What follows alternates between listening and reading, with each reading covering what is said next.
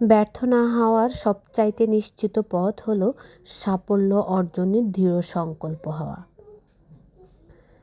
কাজী নজরুল ইসলামের বাণী দিয়ে আজকে ইসরাত ব্লগ পেজ এবং ইসরাত ব্লগ ইউটিউব চ্যানেলে নতুন আরেকটি ব্লগ দেখার আমন্ত্রণ জানাচ্ছি আপনাদের সকলকে। কেমন আছেন সবাই? আশা রাখি সবাই ভালো আছেন। জীবন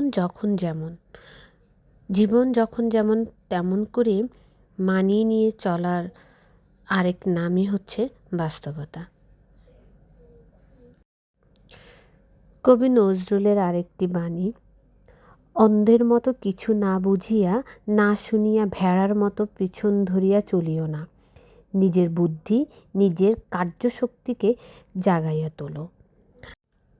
আমাদের আশেপাশে এমন অনেকে আছেন যারা আসলে নিজের বুদ্ধি বিচক্ষণতা বোধ নিজের জীবনে একদমই কাজে লাগায় না। তারা সম্পূর্ণভাবে নির্ভরশীল অন্যের বুদ্ধিতে। অন্য যা বুদ্ধি দেয় তিনি সেই বুদ্ধিতেই চলতে স্বাচ্ছন্দ্য বোধ করেন।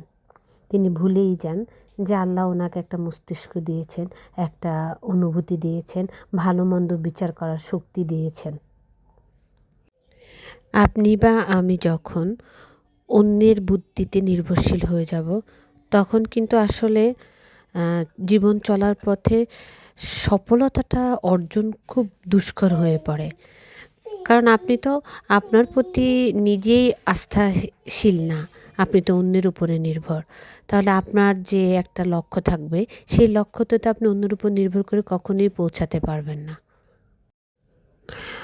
আর ছোট্ট একটা উদাহরণ, যখন আমাদের খিদা লাগে তখন তো আমাদেরকে কেউ আসলে বলে না যে হ্যাঁ তোমার খিদা পেয়েছে এবার তুমি খাও। আমার যখন খিদার অনুভূতি হয় তখনই তো আমি খাবো। কিন্তু আমরা যখন আসলে আমাদের মস্তিষ্কটা অন্যের ধারায় চালিত হতে থাকে তখন আমরা তার উপর নির্ভর হয়ে যাই।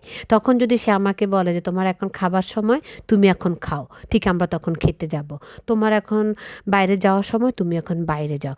তখন আমার উপরে আসলে সিদ্ধান্তটা অন্য কেউ দিচ্ছে, আমি অন্যর দ্বারা চালিত।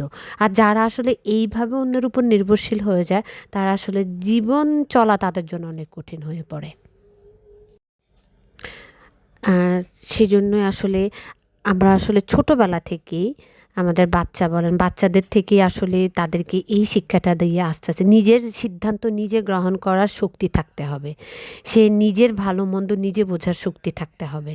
তাহলে গিয়ে সে তার লক্ষ্যে পৌঁছাতে পারবে, তার লাইফে সাকসেস আসবে, সফলতা আসবে। আল্লাহ তাআলা আমাদের সকল মানুষকে আসলে একইভাবে একই গুণাবলী দিয়ে দুনিয়াতে পাঠান না। একেক মানুষকে একেকটা বৈশিষ্ট্য বা একেকটা গুণাবলী দেয়।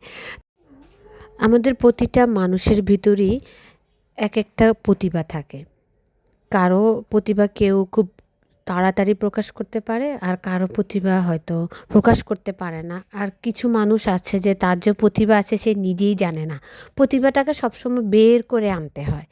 তো সেই বের করে আনার যে আ কৌশলটা, সেটা মানুষকে মানে প্রত্যেকটা মানুষের জানা উচিত। প্রত্যেকটা মানুষের বোঝা উচিত। আর যারা আসলে অন্যের উপর নির্ভরশীল হয়ে যায়, তারা তার যে ভিতরে প্রতিভাটা আছে, সে যে সেটা আ অধিকারী, সে সেটাই ভুলে যায়। আজকের ব্লগে আসলে আমি অনেক কঠিন, কঠিন কথা বলে ফেললাম। আসলে কথাগুলো অনেক দিনের জমানো ছিল। তাই ভাবলাম এই ভিডিওটা যখন দিচ্ছি, এটাতে কিছু কথা ভয়েস দিয়ে দেই। তো বাচ্চাদের কিছু ক্লিপ ছিল, ক্লিপগুলো দিয়ে এই সুন্দর ব্লগটা আমি বানালাম। তো সবাই উপভোগ করেন। সবাই ভালো থাকবেন, সুস্থ থাকবেন। আল্লাহ হাফেজ।